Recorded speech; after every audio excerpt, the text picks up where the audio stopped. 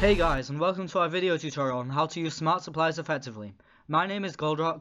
And I'm MarineMan2. And we'll be taking you through the tactics needed to successfully overcome the 3 dares which have been set as our challenge. The first mode we'll take a look at is the deathmatch mode. We've chosen Polygon for this dare because it's a really versatile map. We're going to show you guys how to charge around the battlefield using smart supplies and picking up drop boxes like these ones for maximum effectiveness. So as soon as you spawn, you want to assess the current situation. What are your options and where do drop boxes fall? It's a good idea to activate a double armor, get behind cover and plant a mine as soon as possible. You want to establish a stable position and go from there. Good advice there, Goldie. But what about once you've done all that? Well, we've already managed to take out a considerable amount of opponents, but now we want to start raking in those kills. Time to consider activating that double damage. Definitely, now would be a good time to do so. And make sure you have either a double armor, a double damage, or even both activated as much as possible. After all, twice the health and twice the damage has got to be useful here. Also, try to time your supply usage so that you can activate a repair kit when you're getting low on health.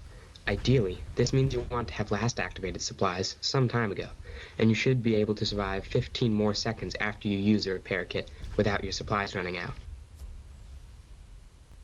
Now we're moving across the map more, we need to start taking account of the drop box positions. This will mean you're limited much less by the cooldown factor.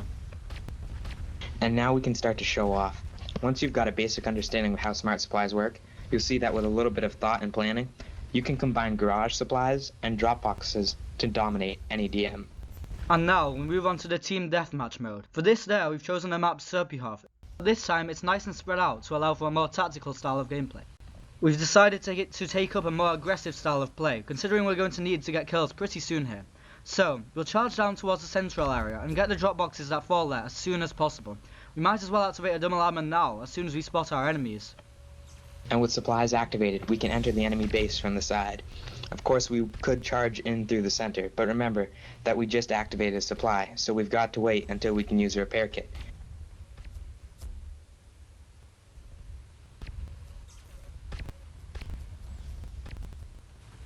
And actually, we can get a lot of kills from this angle.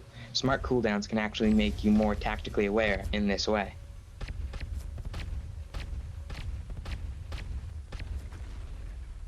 Plus, if we ever get low on supplies, we can retreat back to the center of the map and pick up some drop boxes to refuel before we charge back into the action.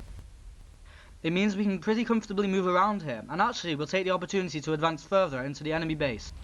Good timing, because now we can activate that all-important repair kit, as well as a double damage. Now your opponents are going to have a hard time destroying you, since they can't just activate all their supplies at once and charge towards you. If we spot any drop boxes, we can also steal them from our opponents on the way, which could give us a huge advantage. Who knew it was that simple? Well, all you need here is to be aware of how to use your smart supplies in a way that means you can deal maximum damage. Now let's move on to our final battle mode. Capture the flag. We'll be playing in the map Kunga to complete this final dare. Only the most skilled players will be able to pull off solo capture attempts here. Now, we've come up with a planned route for this attempt. From the red base, we're going to try to go up and down the right side of the map, and from the blue team, we're going to try to discreetly enter their base from the right, take the flag, charge across the bridge, and come down the ramp into our own base.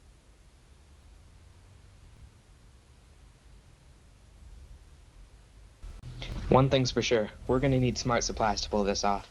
So now we're positioned in the right area and we're starting to advance into the enemy base. We can activate a double armor. Don't activate it too early.